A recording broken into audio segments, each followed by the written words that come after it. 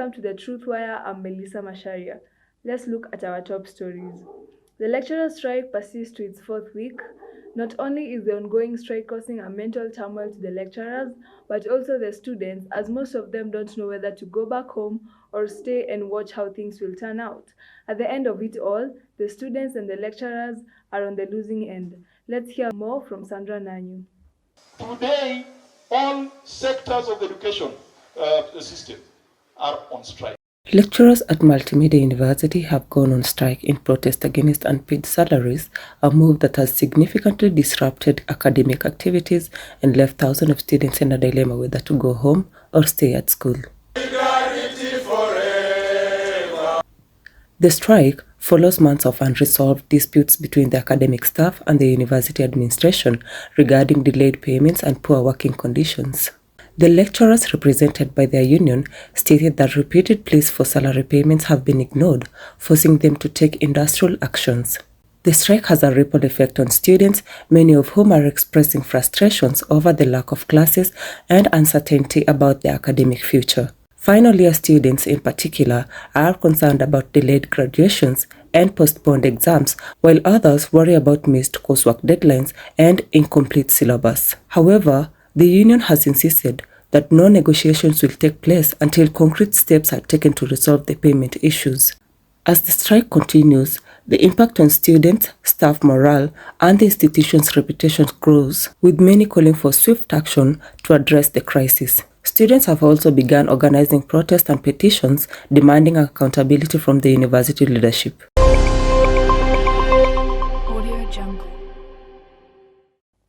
On to politics. The 2027 Kenya general elections are still 4 years away, but there's already talk about them.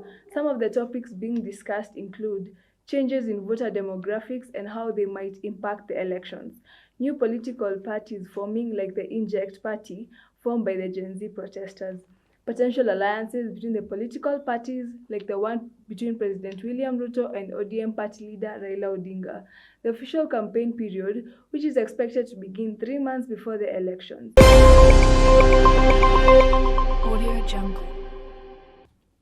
The Anglican Church of Kenya, ACK, has joined a chorus of religious leaders speaking out against the president's administration.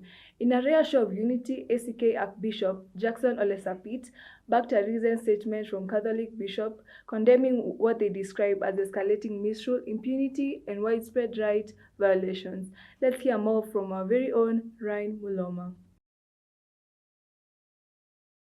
The church has not agreed that it has not been able to manage herself, and that's why we cited we have our constitution.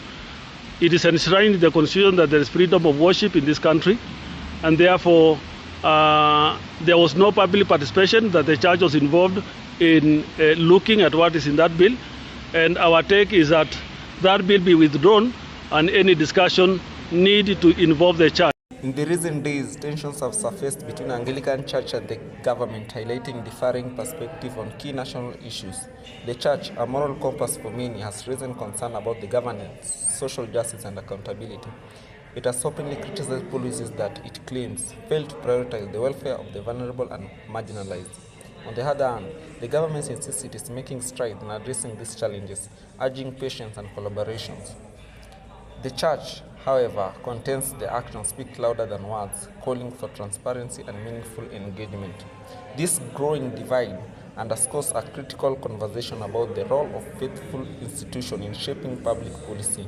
As the debate unfolds, one question remains: can mutual understanding bridge the gap between leadership and political authority? On to sad news, cases of femicide have been on the rise as everyday cases are constantly reported as women are brutally murdered, and the fear of what might happen to them is increasing. Following the recent occurrence, women have gone ahead to join hands by creating movements in order to create awareness on the same and fight for women's rights.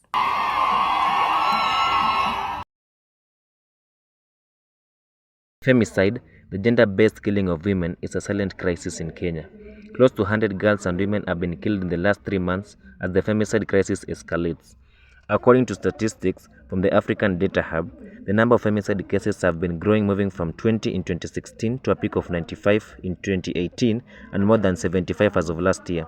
President William Ruto met with Kenyan women leaders and stated that the government will act swiftly to protect the life and dignity of every girl and woman in Kenya.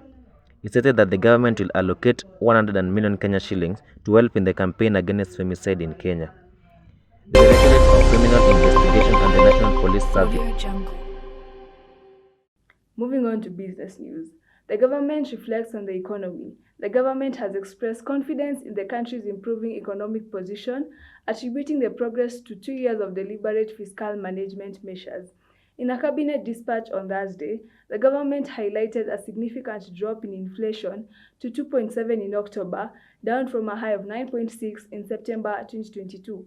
Despite these achievements, the government acknowledged lingering challenges, particularly the liquidity crisis.